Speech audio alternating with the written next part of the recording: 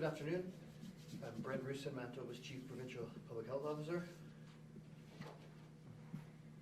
Today we're announcing one additional death due to COVID-19. This is in the Winnipeg Health Region. I'd like to extend my condolences to their family and loved ones and friends of this individual. The current 5-day COVID-19 test positivity rate is 6% provincially, 3.5% in Winnipeg. 9:30 a.m. today, 110 new cases have been identified, bringing our total to 30,078. We've seen that overall our numbers continue to be headed in a good direction. Of course, we're working hard in certain areas of the Northern Health region to bring down the numbers that we're seeing in that region. On Thursday, we announced considerations for the next phase of reopening. We provided several options that impact different sectors that are on the table. These changes are being proposed for the entire province, but we would stay in the red or critical level even with those openings. At this point, it's time to remember that we've been here before. We've been with numbers like this in October, and if we are not careful with our reopening plans, if we're not careful on how we as Manitobans react to those reopening plans, then our next month could be back to where we saw in November.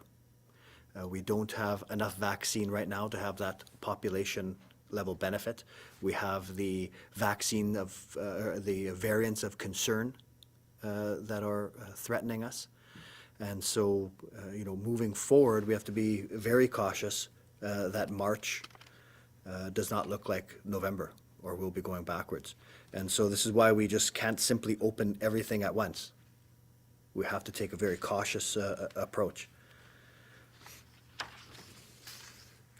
We've, just like in the past, we've value Manitobans' feedback. We're looking for your feedback on engagemb.ca. And so please participate there, and we'll be listening to some of that feedback as the next week rolls out.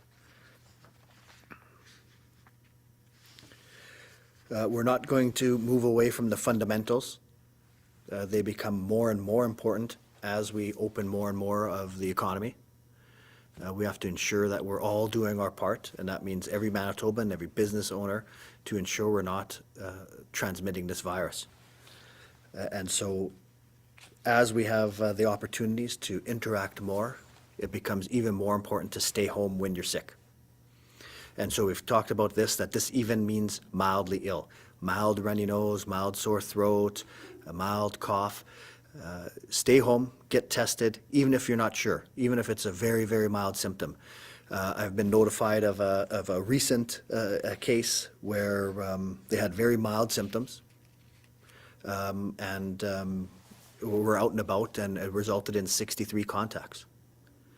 And so this puts us all at risk. Again, it's not about the individual, it's about what we can learn from this, that even with mild symptoms, we could have a huge impact. So stay home if you're ill, even mildly ill, get tested. If someone in your home is ill, they need to get tested. Everyone stay home until we get those test results. This is the best way that we can get things moving forward.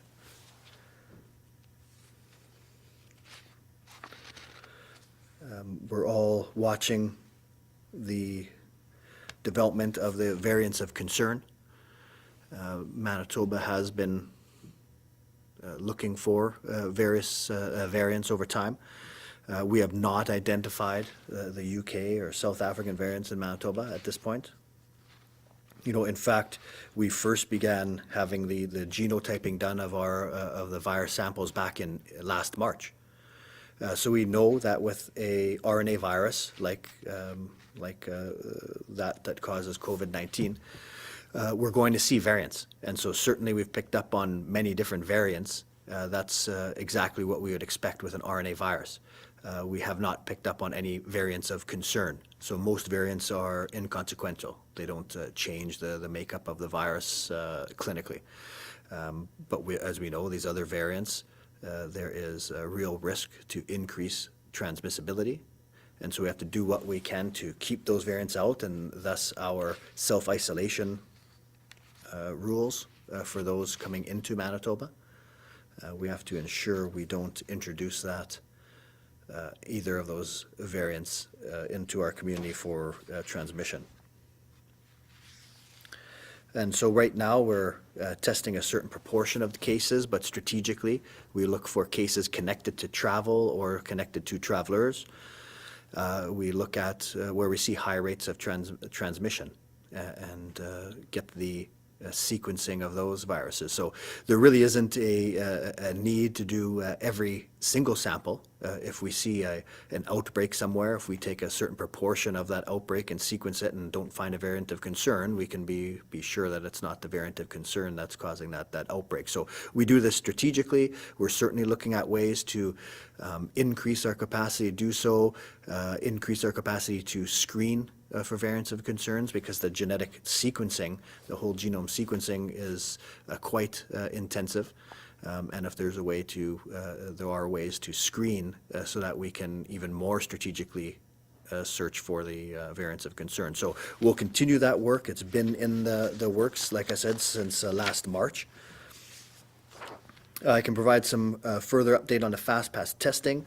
All Manitoba childcare providers working in licensed childcare centres, nursery schools, family group childcare homes, including eligible early child development specialists or autism applied behavior analyst consultants, will soon be able to access FastPass rapid testing at 1066 Nairn Avenue in Winnipeg.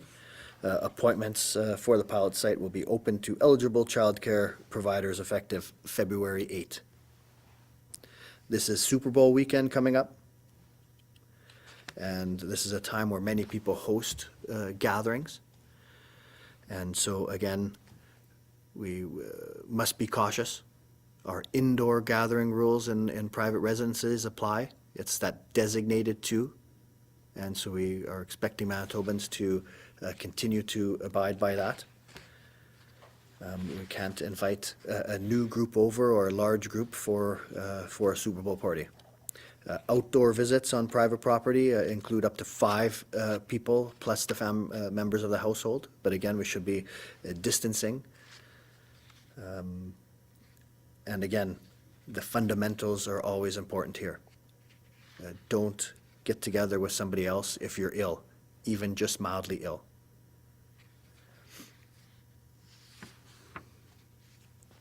So it's this is yet another way that we can protect ourselves and the people around us.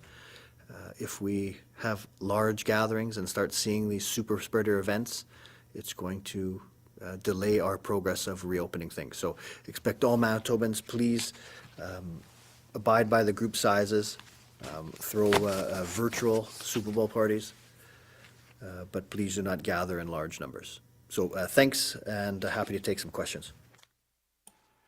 Thank you, Doctor. A reminder to our reporters on the line, you will have 1 preliminary and 2 follow-up questions. Up first this afternoon from the Brandon Sun, Michelle. Hello, good afternoon. I have the first question has to do with long-term care facilities. It's been more than 80 days since residents there have not been able to participate in activities within the center. How much longer does the government plan on keeping these citizens isolated in their rooms? The effects of isolation and inactivity is becoming very apparent. And you know, I think that this is back to all that balancing we see. The effects of an outbreak in these facilities is devastating as well, and we've seen that on far too many occasions, unfortunately. And so, you know, trying to find that balance can be difficult, and most of the things we do, the restrictions, the preventative measures we have in place, do have unintended consequences.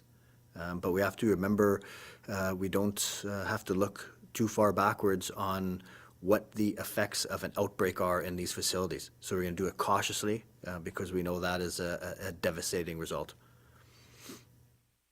Okay, thanks. One reader doesn't understand why provinces and territories all seem to take different actions and efforts to contain COVID. Wouldn't a united front with all using the same approach mandated by the federal government make sense? Well, for the most part, healthcare is decided upon at the provincial level, and we know that there's different epidemiology in various regions. I mean, we see different epidemiology within our province itself, and so we've taken different approaches even within different regions. So to have a one-size-fits-all approach throughout Canada isn't going to be effective because we see different epidemiology in different places. So, but overall, the plan is very similar. I meet with my colleagues across the nation quite frequently, and we discuss our approaches. And while the timing of the pandemic takes place at different stages throughout Canada, the overall approach to public health restrictions, to case identification, contact tracing, and isolation has a lot of overlap. Okay, thank you. If there is a surge in cases following the reopening of, let's say, restaurants, gyms, sports, outdoors, personal services, etc., how will you know which type of location would be responsible for those high numbers? And why not take a more phased approach? Yeah, and well, I mean, this is again back to the challenge of these restrictions and the reopening plan. So we definitely want to take a very phased approach, a very cautious approach, because we don't want to have to go back. But again, if the idea is just to take that phase approach, then we have to choose winners and losers within this group that we are. So who do we take off that list then? And then of course the whatever sectors or people who find those sectors important to them would be quite affected. So it's challenging. We're looking for things that we feel the risk benefit ratio is proper, and we'll have to watch these very closely. And in any of these things, we have very strict measures. And I think Manitobans can look back to October and and remember what happens if we lose track. And so I think that there is that a very common sense that every sector themselves views what they've done is good, and for the most part it probably is. But to think that everything can be open safely, we don't have to look very far in the past. Just look to November, and we didn't look safe then. So we need to be very, very cautious as we reopen things. From CJOB, Joe. Hi there, Dr. Roussin. So we usually don't see major changes in what easing of restrictions are proposed and then what actually comes down in the final orders. But under the current considerations, where would there be the most wiggle room where we could see some potential changes to what's been proposed? So these are proposals right now. So we're going to get some feedback. We still have sort of a week of numbers to look at as well. So I don't really have a specific answer. I think these are all on the table, and we're going to review that feedback and review another week of our epidemiology. And I'm just wondering if you can clarify what's being proposed for gyms. Some people think that the proposal is just to have personal training, but this would actually mean all gyms could reopen for anybody, but at 25% capacity, just no group classes, correct? That's right. Yes. So it's not limited to just personal training, although that can occur. That's why we put it in there. One-on-one training could occur, but it is a 25% capacity. But it will be for these gyms or fitness facilities that cater to individual fitness. We wouldn't have group classes at this point. And are there any extra enforcement strategies heading into this weekend for the Super Bowl? I don't. There's a lot of things that go into the enforcement. I think that again, it's challenging to enforce household type gatherings, although they have been and will continue to be. So it's really the importance of the messaging, and it's really important for Manitobans to see that our actions and the actions of other Manitobans can really affect our move forward. So business owners who want to open up or want to have increasing capacity, need to be mindful that we just can't have large gatherings right now outside the limits. The more we stick to these restrictions, the more we stick to the fundamentals, the sooner we can keep relaxing our restrictions. From the Winnipeg Sun, Josh. Good afternoon, Doctor. Josh Aldridge, Winnipeg Sun.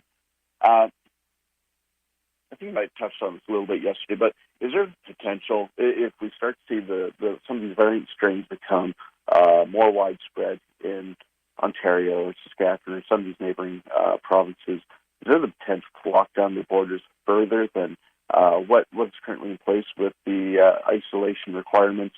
And can the province even legally do that further than what they already have? Yeah, so I'm not going to speculate onto what might occur, and I'm certainly not the person to answer the question on what is legally feasible. I think that the approach that we have of the self-isolation period does a lot to protect Manitobans from the importation of this.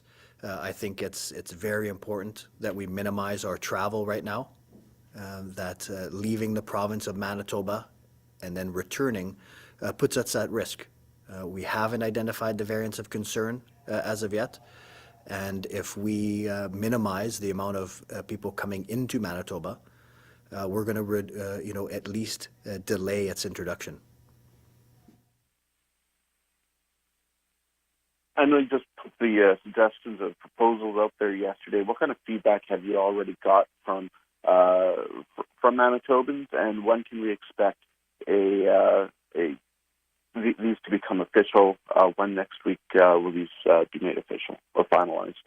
Yeah, so I think early next week we're looking, Tuesday or Wednesday, to try to come out with some official statements. I haven't seen any results of the online survey as of yet, so I'm not sure when or how that will be documented. As far as just feedback individually to me, it's very typical of sort of the entire pandemic, where it's a balance of people who don't feel we should be opening anything up, and then a balance of people who feel we should be opening everything up, or at least certain additional things. The Prime Minister today talked about the AstraZeneca or accessing the AstraZeneca vaccine through COVAX. I don't think it's approved yet here in Canada. Do we know or have any idea when it will be approved, or how much of the vaccine we will get in Manitoba, and how that impacts future health orders going forward, if or when it does get approved here in Canada? Yeah, so it'll be Health Canada that will approve it, so I don't have any insight on when that would occur.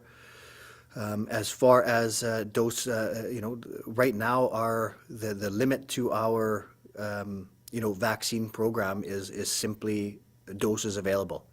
So the more doses we get, we can get them into Manitobans' arms. So our vaccine implementation task force are waiting for vaccines to be approved, to be delivered, and then we'll be able to get that into Manitobans' arms. And it's what we've been hoping for all along. Is as soon as we can get a significant proportion of at-risk Manitobans protected, then we're going to start seeing hospitalization rates and our case fatality rate coming down. As soon as we can get a quite significant proportion of Manitobans vaccinated, then we're going to start getting those population benefits such as herd immunity. From CBC Radio Canada, Gavin. Hi, Dr. Roussin. Gavin from Radio-Canada. The active COVID cases in ICU have been sort of creeping up over the last few days. What should we make of this? Well, you're announcing a possible loosening of restrictions. Yeah, and so with the ICU cases, there's a number of things that certainly we see that lag. So as cases go up, hospital admissions will lag, and then ICU admissions will lag even further behind. As cases go down, hospital admissions declining will lag, and ICU admissions will lag even further than that. And so we know with the ICU stays of COVID-19, there's a certain proportion of ICU clients that will remain for many, many weeks. So it's not as quick to be discharging people out of that, out of the intensive care with COVID-19. So as we see numbers decline, we still see admissions in proportion to what we our numbers. However, we don't see that rapid decline because we have many patients that are requiring very long stays in the ICU. As the Chief Provincial Medical Health Officer, what do you think of the conclusions of the report into what happened at the Naples Personal Care Home? Specifically, the findings about low staffing levels and a lack of urgency in communicating that situation. I think that that report was released, and certainly I've had a chance to review it, and I think it just shows that we knew that personal care homes were quite at risk should that virus be introduced. And when we saw in Maples, and unfortunately in the other personal care homes, when that virus was introduced, it had devastating effects. With what we see in the personal care, long-term care, in acute care, is that it also affects staffing. Affects the human resources of healthcare, which are in high demand, because you either have staff that become ill or that are contacts, and so need to be away from work. So it's quite challenging, and and I think that we, with a report like this, with a review like this, we get to learn. Thank you. And finally, there's still some transmission of the virus in Winnipeg. Among which groups is this happening? Well, right now we see it again in multiple community areas, but probably right now we're seeing it in where we saw before, in the downtown, the Point Douglas area, the larger proportion of cases in the lower income quintiles. And so certainly we saw that test positivity has been steadily dropping in Winnipeg. But again, we're seeing that transmission in multiple community areas, but for the most part, we're seeing it in the lower income quintiles. From CBC Manitoba, Bart. Hi, Dr. Roussin. Since you've had a chance to read that Naples report, I'm going to ask you about that notable line on page 30. I'll read it so you know what I'm talking about. The staffing shortages at Naples could have triggered a system-wide response involving Provincial Incident Command, SWAT teams, mandatory deployment, and potential emergency orders. This did not occur. Given that Incident Command had only just been started up again, and you've been part of this response for the entire time, how culpable is the provincial government for not having Incident Command at a time when outbreaks were taking place in personal care homes? I think that Incident Command certainly has its place, and we were in an Incident Command quite early before the first wave. Even though we were out of Incident Command per se, there was still a lot of provincial level work that was going on, and then the decision to go back into a formal Incident Command structure happened. So, I'm not of the opinion that just calling it or just having the whether it was incident command or another provincial level work, whether that specifically had anything to do with this. I think that it's I think that report shows just the challenge when that virus is introduced into a facility like this. You're of course going to have the devastating effects on the clients who are very vulnerable, and we saw that. And then it has many effects on, the staffing shortage. So I think when you read that report, it does a great job of showing just how challenging this virus is once it's introduced to a facility like that. Okay, changing the subject, what's the proxy number today for active cases? Yeah, I don't have that in front of me on there, so I think we can probably try to get that out to you. Why is there continually this lag? Now that testing, we've gotten, after the failure in September, testing is now under control. Contact tracing, I'm hearing that contact tracing investigations are taking place quickly again. That's under control. I understand that some people can't be reached because they don't have phones, they may be homeless, and some people aren't cooperative with contact tracing at all, at any stage. But can you just explain to the public why we continually have roughly 3 times as many active cases listed than we actually have? Yeah, and so there's a number of reasons for that. For the most part, somebody who is 10 days after onset of symptoms and are now asymptomatic are deemed recovered. Those that are hospitalized or have significant underlying conditions may not recover in that time. And then again, it's the our priorities. So our priorities are the things that you mentioned: testing people, getting a contact tracing underway. This number is really just that. We don't have people out there that think that that they need to still self-isolate. This is just a reporting mechanism. So we are trying to get that down, finding ways to sort of automate this. We've got to the text messages. We've had the call outs. So I think it's improving over time. But it really is just that surveillance number. It's not reflective of what the work is actually getting done. From CTV Winnipeg, Michelle. Hi, Dr. Roussin. I have a question about household only at tables and restaurants. Is there any more guidance or any more details you can give on what's being considered? We're just asking because it seems like it's on the servers or the people working in the restaurant to police who is sitting at these tables. So any more that you can say about that? Well, we don't have anything detailed at this point. I think that the enforcement may have more to say on this. I think just like most of our orders, it's going to be a reasonable list. But the burden, right now is going to be on the operator and the individuals there. If we want to open up these establishments, then we have to find a way to do it safely.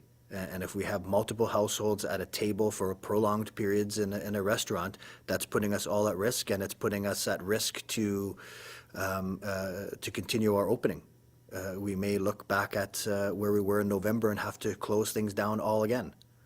So I think it's incumbent on everyone who really want to do whatever they can to ensure these are only household members at that table, because that's the way we can ensure we can continue to keep things open and increase our capacity over time. So, so if we are going to open like this here, we're going to have to do so very cautiously. I also wanted to ask you about a long-haul COVID or people with long-haul symptoms. At what point is someone considered a long-hauler? I don't think, we certainly don't have a surveillance definition at this point of that. So right now it's more of a clinical diagnosis. And so we'll learn more over that, learn more of the constellation of symptoms. And, and learn more over the natural history of that condition over time. But right now, it's not something that's reported to public health, and we don't have a specific surveillance definition for it. So what is someone to do then if they're not someone who is hospitalized or they don't have, they're not involved in a pilot project and they feel like they do have these long-term COVID symptoms? Where should they go, and maybe how do they get matched up with a specialist who could track their progress and track what symptoms they're having? Yeah, they should see their primary care provider, who can do an assessment of and make a diagnosis and refer them to a specialist if necessary. From City News, Jonas. Good afternoon, sir. Just want to touch back on the Maples report. You said that we can learn from the report. Given what we saw in Wave 1 in Ontario and Quebec, and we saw it again in Wave 2 in Ontario and Quebec, and we saw it here after Ontario and Quebec, and we all thought we were prepared. I guess, are we learning that maybe we need a greater rethink of the system when we can take interventions on private facilities? Is that some learning that we can take from these? I think there's a number of things there, and it's a challenging subject. We of course knew that there was a lot of risk in these establishments, and we learned early on some of the best practices to keep the virus out. We knew that was very paramount, and so we had the staff screening, the universal PPE. We have the one site rule, so that we limit the ability for a single case to bring that virus into multiple settings. And then, and from this one here, we just see really how quickly the issue with staffing can develop. From a introduction of the virus to a point where we're in a very tight staffing situation can develop quite quickly. And so I think it's, that's another thing that we learned, is that we have to be dealing with staffing issues before we even see that there's a pending issue, because we know that these can develop quite quickly. Thank you for that, sir. I guess when you're looking at the relationship between a private facility and the province, you can propose, I guess, or you can recommend, but it will be on the private facility to take these actions, correct? For the most part with it. So, we have, governmental, licensing and standards. Public health doesn't run personal care homes. So I don't have a lot of details to share with that. But yeah, public health is certainly involved when there's an outbreak there, providing recommendations, providing advice. But for the most part, it is dealt with by the operator. Thank you for that, sir. So the province would have put forward the advice on proper screening, proper everything, but it would be on the private provider to then pick that up and implement it. Well, from the very first, before we even had the virus here, we sent out guidelines for long-term care facilities to adhere to, with all those measures, staff screening, personal protective equipment, and different infection prevention and control measures. From CHVN, Taylor. Hi, good afternoon. How is that capacity limit for worship facilities going to work? Is it 10% only in the main sanctuaries, or does it apply to other rooms in the facility? Yeah, so again, we're at a very still cautious approach, and so we wanted to ensure we could get some capacity for people to attend these worship services, but it's going to be very clear that this is 10% of the facility, and it's a maximum of 50 in that facility. So we're not allowing cohorting. So families would be the only groups that can be not required to physically distance, but we're not cohorting, and we're not allowing that 50 to be applied to different rooms within the same facility. It's 10% of the entire facility, or 50, whichever is lower. And along the same lines, if following that 10% for the whole facility, would things like Bible study classes, youth groups be able to happen? No, not at this point. At this point, it's for, will be listed in the orders. Well, this is what we've proposed, be listed in the orders that it's for regular services. And I know you've been saying we're not out of the woods yet. We still need to be cautious. But today you're announcing just one death. How does it feel to say that when months earlier our situation was very different? I think it's it's very difficult for for all the team and for Manitobans to hear these numbers.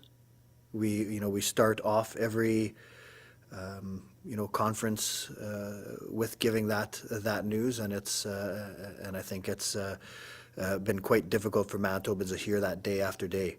The vaccine rollout, the restrictions are really there to get back to days with much lower numbers, and we're really can't wait until we start announcing zeros again for a sustained period. From the Winnipeg Free Press, Kevin. Hi, Dr. Roussin, Kevin Rollison, Winnipeg Free Press.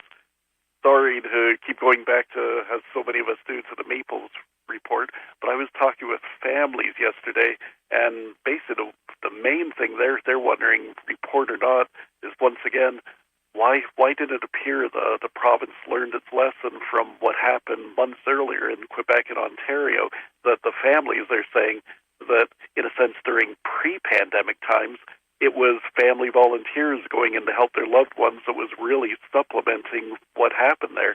They don't understand why, if, in a sense, personal care homes were short-staffed to begin with, why things weren't ramped up before the first case of COVID got in there in October. What do you have to say about that? Well, again, I haven't been involved in operating personal care homes. So I think there's probably better people to ask about about staffing levels pre-COVID and those type of issues. I think that this wasn't the first lesson learned. We learned a lot from outbreaks out east, and we put in those measures. What we mentioned: the staff screening, the personal protective equipment, many infection prevention and control issues. We knew that if this virus was introduced, it would have a devastating effect on these institutions. It's why we introduced this single site rule to limit the possibility of one or more staff members bringing that virus into more than one facility. And then again, it's I think everyone can agree it's quite an unfortunate situation that happened there, and I think that. And that's why we wanted to have that review. We wanted to know, why that still occurred when we thought we did learn a lot. And we got some, I think very good feedback from that we can continue to learn from. So in terms of what happened, in a sense, wasn't from a public health point of view, it was the system itself on the personal care home side of things? Yeah, so remember that public health deals with with the outbreaks. They'll provide advice on on isolation and infection prevention activities and cohorting as such as we have guidelines for that. It's we're not directly involved in staffing and how things are staffed necessarily. So I think there's probably better people to ask that question of. Yep. Do you think that, looking at a crystal ball with the variants out there, that sooner or later it will likely come to Manitoba? Is Manitoba ready for a potential third wave with a more virulent strain of the virus? Well, all the things that we're working on is always preparation. So we're doing whatever we can to prevent that third wave, but we have all of the public health measures in place to respond to increased transmission. Our final reporter this afternoon from Global, Malika. Hi, Dr. Roussin. My question is regarding restrictions, lifting potentially, and we saw that there's a number of 25% for restaurant capacity. So I wanted to ask, what was the reasoning, the science behind that number of 25%? Was there consultation with the restaurant associations on that number? When looking at other Western provinces, BC and Saskatchewan have an added percentage limitations. Alberta is opening soon with that same household restriction only. So just wanting to know what the reasoning for 25 as the number. Yeah, and I mean, for the most part, it's we know this virus spreads in enclosed, crowded places. So if we can limit the amount of crowding, limit the amount of people there, then we're going to reduce the likelihood of transmission. Sitting at a table together, we don't have the distancing, so that's why we only want the household members on there, and why it's 25% and not 22 or 18% or 30%. Again, we were trying to make orders that can be followed, knowing that we just have to reduce the amount of people indoors spending a lot of time together. And so, 50% was where we were in the past. We saw where that got us. And so we're going to go very cautiously and go at 25%, but insist on household members at the table only. Okay, thank you. Turning to another subject here, with outdoor activities being permitted like skating, tobogganing, and snowshoeing, there's a snow maze here in Manitoba, and they can't open yet for another second weekend in a row. Can you tell us why an activity like that is still considered unsafe by the current public health orders? This is, again, something we touch on quite a bit here, is we write these orders, at a provincial level, trying to restrict activities, province-wide in multi-sectors. So, I think all along you're going to be able to find out one business that the orders don't quite fit perfectly for, or one living situation that just doesn't fit the orders quite that well. Well, we can't write orders that way. So, in our orders, we didn't specifically address snow mazes. You could imagine how long our orders are if we address every potential one off. So right now, outdoor activities with the group sizes definitely are safer. And I think as we open up now to outdoor recreation, then things like that will be allowed to occur. Okay. And last, I'm just wondering if you're going to be providing Manitobans with a benchmark of ICU numbers or hospitalizations as to when we can reopen things further. I know that our case counts, like as you said earlier, have been steady, a lower test positivity rate, but those ICU and hospitalization numbers are what you've said before we need to look at. So Alberta giving benchmarks for hospitalization numbers, and then they're going to open up according to those. Are you looking at a target number for Manitoba? No, I don't think it's, to actually have a benchmark would be, good practice. There's numerous indicators we have to look at. And so I know that they've other jurisdictions have floated a benchmark. I think they'll be looking at many indicators and not just simply relying on that to make decisions. So, for us, we definitely want to see the ICU capacity drop down. We want to see that get back to pre-COVID levels. We want to be able to get the healthcare system back to providing care to all Manitobans, not just COVID. And so those are the type of indicators we're looking at, along with the usual indicators you hear us speak about here, as the total cases, test positivity, et cetera. Thank you, Doctor. Thanks, everyone. This concludes our media briefing. Thanks.